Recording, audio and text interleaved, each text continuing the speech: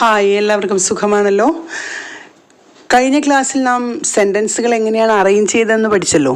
അതായത് സബ്ജക്റ്റിന് ശേഷം അല്ലെങ്കിൽ ആരെപ്പറ്റിയാണോ കാര്യങ്ങൾ പറയുന്നത് അതിന് തൊട്ട് ശേഷമായിട്ട് ക്രിയ അല്ലെങ്കിൽ പ്രവൃത്തി അല്ലെങ്കിൽ വെർബ് എഴുതണം എന്ന ഒരു അടിസ്ഥാന തത്വത്തെ നമ്മൾ കഴിഞ്ഞ ക്ലാസ്സിൽ മനസ്സിലാക്കിയിരുന്നു അല്ലേ. ഇന്ന് നമുക്കത് എങ്ങനെ കൺസ്ട്രക്റ്റ് ചെയ്യാമെന്ന് ഇന്ന് നമ്മുടെ പുതിയ സ്പോക്കൺ ഇംഗ്ലീഷ് സീരീസിൻ്റെ നെക്സ്റ്റ് ക്ലാസ്സിലേക്കാണ് നമ്മൾ പോയിക്കൊണ്ടിരിക്കുന്നത്. അപ്പോൾ വളരെ പ്രധാനപ്പെട്ട ഒരു ക്ലാസ്സാണിത്. അതുകൊണ്ട് തന്നെ ആദ്യമായി കാണുന്നവരാണെങ്കിൽ സബ്സ്ക്രൈബ് ചെയ്യുക, ഒപ്പം തന്നെ ലൈക്ക്, ഷെയർ ആൻഡ് കമൻറ്റ്. കഴിഞ്ഞ ക്ലാസ്സുകൾ കണ്ടിട്ടില്ലാത്തവർ ആ ക്ലാസ്സുകൾ കൂടി ഒന്ന് കാണണേ, മറന്നു പോകരുത് കേട്ടോ. അപ്പോൾ ഇന്ന് നമുക്ക് നോക്കാനുള്ളത് ഏറ്റവും പ്രധാനമായൊരു വസ്തുതയാണ്. അതായത് നമുക്ക് ഓരോ ദിവസവും അല്ലെങ്കിൽ നാം ഓരോ കാര്യങ്ങൾ പറയുമ്പോഴും ഇന്ന്, ഇന്നലെ, നാളെ എന്ന ഒരു കണ്ടീഷൻ വെച്ചിട്ടാണ് പറയാറുള്ളത് അല്ലേ. അല്ലെങ്കിൽ ഇപ്പോൾ, മുൻപ്, ശേഷം. അപ്പം നമുക്ക് ഇപ്പോഴുള്ള കാര്യങ്ങളെ പറഞ്ഞു തുടങ്ങാം. ഇപ്പോഴുള്ള കാര്യങ്ങൾ എങ്ങനെയാണ് നമുക്ക് സെൻറ്റൻസുകൾ ഉണ്ടാക്കുന്നത് എന്നത് നോക്കിക്കൊണ്ട് നമുക്ക് തുടങ്ങാം. ഓക്കെ, നമ്മൾ കഴിഞ്ഞ ക്ലാസ്സിൽ പറഞ്ഞു സബ്ജക്റ്റുകൾ, അതായത് ആദ്യം എഴുതേണ്ടത് പല രീതികൾ നമ്മൾ പറഞ്ഞു. അതായത് അതിനകത്ത് പേരാവാം, അല്ലെങ്കിൽ ഐ, യു, ഹി, ഷീ ഇങ്ങനെയുള്ളതാകാം. കുറേ ആളുകൾ ഉണ്ടായിരിക്കാം, ഒരാൾ മാത്രം ഉണ്ടായിരിക്കാം. ഇങ്ങനെയുള്ള ബേസിക് ആയിട്ടുള്ള ചില കാര്യങ്ങളെല്ലാം അതിനകത്തുണ്ട് ഇല്ലേ. ഇപ്പോൾ ഒരാൾ മാത്രമാണെങ്കിൽ നമ്മളതിന് സിംഗുലർ ആണെന്ന് പറയാം. ഇപ്പം ഒരു പശു പുല്ല് തിന്നാണ്, അപ്പോൾ ഒരു പശു അല്ലെങ്കിൽ കൗ എന്ന് പറയുകയാണെങ്കിൽ അത് സിംഗുലർ ആണെന്ന് പറയാം. എന്നാലും ഇപ്പം ചിൽഡ്രൻ, കുട്ടികൾ എന്ന് പറയുകയാണെങ്കിൽ എന്താണെന്ന് പറയും, അത് പ്ലൂറൽ ആണെന്ന് പറയാം. അപ്പോൾ ഇതൊക്കെ സബ്ജക്റ്റായിട്ട് വരാമല്ലോ, മറന്നു പോകത്തില്ലല്ലോ, അത് ഓർക്കുന്നുണ്ടല്ലോ. അപ്പോൾ ഹീ ആണെങ്കിൽ അവൻ എന്ന് പറയുന്നു, ഷീ ആണെങ്കിൽ അവൾ എന്ന് പറയുന്നു. അതുപോലെ മാൻ ഒരാളേ ഉള്ളൂ, മെൻ ആണെങ്കിൽ അത് കുറേ പേരുണ്ട്. അപ്പം ഇങ്ങനെയുള്ള ഓരോ സംഭവങ്ങൾ വരുമ്പോഴും അല്ലെങ്കിൽ ഓരോ സബ്ജക്റ്റ്, ഇപ്പോൾ ഐ ആണെങ്കിൽ ഞാനാണല്ലോ, യു ആണെങ്കിൽ നീയാണ്. ഓരോ സബ്ജക്റ്റ് വരുമ്പോഴും അവിടെ ചില ചേഞ്ചസ് വരും ആ വെർബിന്. നമ്മളിപ്പം മലയാളത്തിലാണെങ്കിൽ അവർ ക്രിക്കറ്റ് കളിക്കുന്നു എന്ന് പറയും. എന്നാൽ ഇംഗ്ലീഷ് പിന്നെ ഞാനാണെങ്കിലും ക്രിക്കറ്റ് കളിക്കുന്നു എന്നാണ് പറയുന്നത്. അവനാണെങ്കിലും എന്ത് പറയും, ക്രിക്കറ്റ് കളിക്കുന്നു എന്ന് പറയും. പക്ഷേ ഇവിടെയൊക്കെ ക്രിക്കറ്റ് കളിക്കുന്നു എന്ന് തന്നെയാണ് പറയുന്നത്. പക്ഷേ ഇംഗ്ലീഷിലേക്ക് വരുമ്പോൾ ഈ കളിക്കുന്നു എന്ന് പറയുന്ന ആ വാക്കിന് ചില മാറ്റങ്ങൾ വരുത്തുന്നുണ്ട്.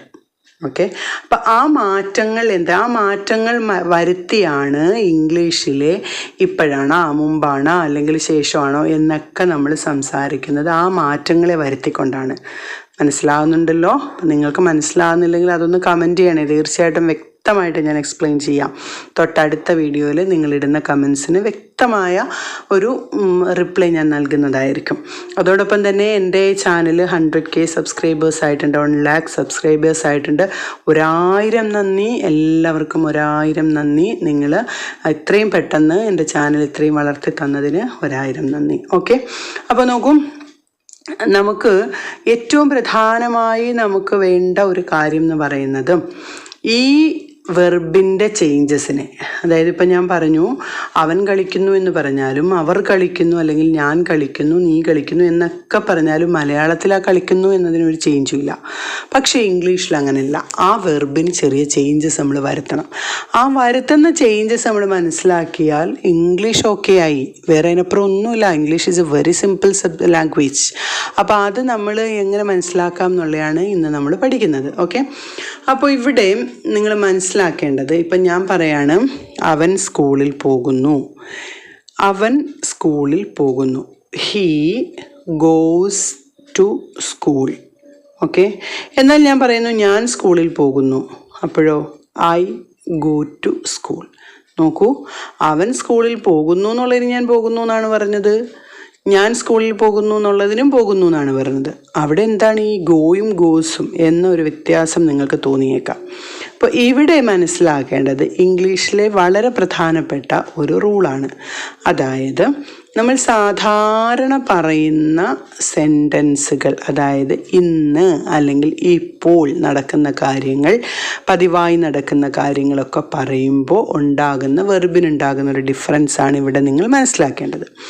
ഇപ്പോൾ ഐ അല്ലെങ്കിൽ യു അല്ലെങ്കിൽ ദേ അല്ലെങ്കിൽ പ്ലൂറലായ, അതായത് കുറേ പേരുള്ള സബ്ജക്റ്റാണ് വരുന്നതെങ്കിൽ അതാണ് ഇനി പറയുന്നത്. അവിടെ വെർബിനോടൊപ്പം നമ്മളൊന്നും ചേർക്കേണ്ട ആവശ്യമില്ല. ഓക്കെ, വെർബ് എന്ന് പറയുന്നത് എന്താണെന്നൊക്കെ നിങ്ങൾക്കറിയാമല്ലോ. കഴിഞ്ഞ ക്ലാസ്സുകളിലൊക്കെ ഞാൻ പ്രത്യേകമായിട്ട് പറഞ്ഞിട്ടുണ്ട്.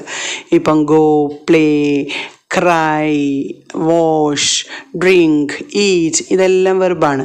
അപ്പോൾ ഈ വെർബിനോട് കൂടെ ഒന്നും ചേർക്കേണ്ടതില്ല. ഇവിടെ നിങ്ങൾ മനസ്സിലാക്കേണ്ടുന്ന ഏറ്റവും പ്രധാനപ്പെട്ട കാര്യം, ഇപ്പം ഈറ്റ് എന്ന് പറയുകയാണെങ്കിൽ അതിൽ ഓൾറെഡി ഒരു സാധനം ഉണ്ട്. അതായത് ഈറ്റ് എന്ന് എഴുതുമ്പോൾ അതിനെ നമ്മൾ ഈക്വൽ സൈൻ കൊടുത്തിട്ട് നമുക്ക് എഴുതാവുന്നത് ഡു പ്ലസ് ഈറ്റ് എന്നാണ്. അതായത് നമ്മളിപ്പം മാത്സിലിപ്പം 10 എന്ന് പറയുമ്പോൾ 0 + 10 എന്ന് പറയത്തില്ലേ, അല്ലെങ്കിൽ 1 എന്ന് പറയുമ്പോൾ 0 + 1 എന്ന് പറയത്തില്ല. അതായത് എല്ലാ ഇതിലും എന്തുണ്ട്, 0 ഇല്ലേ.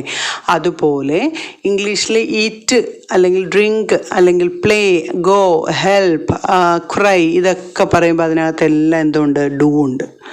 അപ്പോൾ ഐ, യു, വി, ദേ അല്ലെങ്കിൽ പ്ലൂറൽ ഫോംസ് ഒക്കെ വരുമ്പം ഡു വെർബ് മാത്രമേ യൂസ് ചെയ്യുള്ളൂ. മനസ്സിലായല്ലോ? ഡു വെർബ് എന്ന് പറയുമ്പോൾ മനസ്സിലാക്കേണ്ടത് ആ വെർബിനോടൊപ്പം ഒന്നും ചേർക്കില്ല. ഞാൻ സ്കൂളിൽ പോകുന്നു, ഐ ഗോ ടു സ്കൂൾ. നീ സ്കൂളിൽ പോകുന്നു, യു ഗോ ടു സ്കൂൾ. അവർ സ്കൂളിൽ പോകുന്നു, ദേ ഗോ ടു സ്കൂൾ. ഇപ്രകാരം ഐ, യു, അതുപോലെ പ്ലൂറൽ ഫോംസ് ഏത് വന്നാലും, ഇപ്പം ചിൽഡ്രൻ ആണെങ്കിലും ഗോയാണ് വരുന്നത്. ഓക്കെ, ഇപ്പം ഹെൽപ്പ് എന്നാണ് വെർബെങ്കിൽ I help, you help, they help, we help, children help, cows help, ഇതെല്ലാം എന്താണ്, ഡു വെർബായിരിക്കും വരുന്നത്. എന്നാൽ ഇതുപോലെ തന്നെ അപ്പോൾ അവിടെ മനസ്സിലാക്കേണ്ടത് പോകുന്നു, ന്നു എന്ന രൂപമാണ്. വരുന്നു, കളിക്കുന്നു, ചെയ്യുന്നു, ഇരിക്കുന്നു, കിടക്കുന്നു, ഇതെല്ലാം എന്തായി വരുന്നു, ഡു വെർബാവുന്നു. ഇതുപോലെ തന്നെ സിംഗുലറായ, അതായത് ഒരാൾ മാത്രം, നമുക്ക് കേൾക്കുമ്പോൾ തന്നെ അറിയാമല്ലോ, Raju, Sheela, Leela, he, she, it, ഇതെല്ലാം വരുമ്പോൾ എന്താണ്, ഡസ് വെർബ് എന്ന് പറയും. അവിടെ നിങ്ങൾക്ക് മനസ്സിലാവാത്തൊരു കാര്യമായിരിക്കാം അത്. ഡസ് വെർബ് എന്ന് പറഞ്ഞാൽ ഈ വെർബിനോടൊപ്പം എല്ലാം എസ് ആഡ് ചെയ്യും. എസ് ആഡ് ചെയ്താൽ ആ വെർബ്, ഇപ്പോൾ സ്ലീപ്സ് എന്നാണെങ്കിൽ ഡസ് പ്ലസ് സ്ലീപ്പ്, ഹെൽപ്സ് എന്നാണെങ്കിൽ ഡസ് പ്ലസ് ഹെൽപ്പ്, ഈറ്റ് എന്നാണെങ്കിൽ ഡസ് പ്ലസ് ഈറ്റ്, ഡ്രിങ്ക് എന്നാണെങ്കിൽ ഡസ് പ്ലസ് ഡ്രിങ്ക്. ഓക്കെ, ഇതെല്ലാം എന്ത് വരും, ഇവിടെ എല്ലാം എന്ത് വരും, അവിടെയെല്ലാം ഡസ് ആയിരിക്കും വരുന്നത്. അതായത് ഇവിടെ നമ്മൾ പോകുന്നു, ഇപ്പോൾ അവൻ പോകുന്നു എന്നാണെങ്കിൽ ഹീ ഗോസ്, അവൻ കളിക്കുന്നു, ഹീ പ്ലേസ്, അവൾ ചിരിക്കുന്നു, ഷീ സ്മൈൽസ്, അവൾ അല്ലെങ്കിൽ രാജു കളിക്കുന്നു, രാജു പ്ലേസ്, ലീല പോകുന്നു, ലീല ഗോസ്. കണ്ടോ, ഇവിടെ എല്ലാം പോകുന്നു, വരുന്നു, ചിരിക്കുന്നു, കളിക്കുന്നു എന്നതാണെങ്കിൽ അവിടെ എന്താണ് വരുന്നത്, ഡസ് വെർബായിരിക്കും. ഓക്കെ, മനസ്സിലായോ?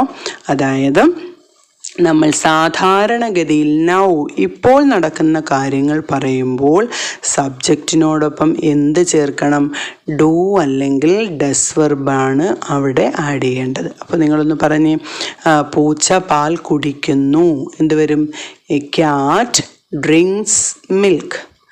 പട്ടികൾ കുരയ്ക്കുന്നു എന്നാണെങ്കിലോ, ഡോഗ്സ് ബാർക്ക്. കണ്ടോ, എന്നാൽ പട്ടി കുരയ്ക്കുന്നു എന്നാണെങ്കിൽ ഡോഗ് ബാർക്സ്. ഒരാളെ ഉള്ളെങ്കിൽ അവിടെ എന്ത് വരണം, ഡസ് വെർബ് വരണം. ഓക്കെ, അവൾ കരയുന്നു, ഷീ ക്രൈസ്. അവർ കരയുന്നു എന്നാണെങ്കിൽ ദേ ക്രൈ. ഓക്കെ, അവൾ പോകുന്നു, ഹീ ഗോസ്. ഞാൻ പോകുന്നു, ഐ ഗോ. അവർ പോകുന്നു, ദേ ഗോ. ഓക്കെ, അപ്പോൾ ഇവിടെ നിങ്ങൾ മനസ്സിലാക്കേണ്ടത് ഏറ്റവും പ്രധാനപ്പെട്ട കാര്യം ഈ ഡസിൻ്റെയും ഡൂവിൻ്റെയും ആ വ്യത്യസ്തമായ യൂസേജാണ്. അപ്പോൾ ഇവിടെ എക്സർസൈസിൽ നിങ്ങൾക്ക് ഞാൻ നൽകുന്നത് ഡിഫറെൻ്റായ 3 മോഡൽ, അതായത് 6 ക്വസ്റ്റ്യൻസ് ആണ്, പെയേഴ്സാണ്. അപ്പോൾ നിങ്ങൾ അതിനനുസരിച്ച് ആ എക്സസൈസ് ചെയ്യാൻ മറക്കരുത്. അത് കമൻറ്റുകളായിട്ട് ടൈപ്പ് ചെയ്യുക. ഓക്കെ, ഫസ്റ്റ് ക്വസ്റ്റ്യൻ എന്ന് പറയുന്നത്, അവൻ നോവൽ വായിക്കുന്നു. അപ്പോൾ ഇതുപോലെ അടുത്തതിലേക്ക് പോകൂ. ഞാൻ നോവൽ വായിക്കുന്നു. അവർ കളിക്കുന്നു, അവൾ കളിക്കുന്നു. ഞാൻ ഭക്ഷണം കഴിക്കുന്നു, അവർ ഭക്ഷണം കഴിക്കുന്നു. ഓക്കെ, ഇത്രയും ക്വസ്റ്റ്യൻസ് നിങ്ങൾ ആൻസർ ചെയ്യുക. അപ്പോൾ അതിനകത്ത് ഏതെങ്കിലും സംശയം ഉണ്ടെങ്കിൽ നിങ്ങൾ ധൈര്യമായിട്ട് ടൈപ്പ് ചെയ്തോളൂ, ഞാനവിടെ റിപ്ലൈ ഇടുന്നതായിരിക്കും. അതുപോലെ തന്നെ നിങ്ങളുടെ എക്സസൈസുകൾ ഏറ്റവും പ്രധാനമാണ്. എന്തെങ്കിലും ഡൗട്ടുകൾ ഉണ്ടെങ്കിൽ അവിടെ കമൻറ്റ് ചെയ്താൽ മതി. ഞാൻ കമൻറ്റ്സിൽ അല്ലെങ്കിൽ അടുത്ത വീഡിയോയിൽ ഞാൻ മറുപടി തരുന്നതായിരിക്കും. അപ്പോൾ thank you for watching. Signing off.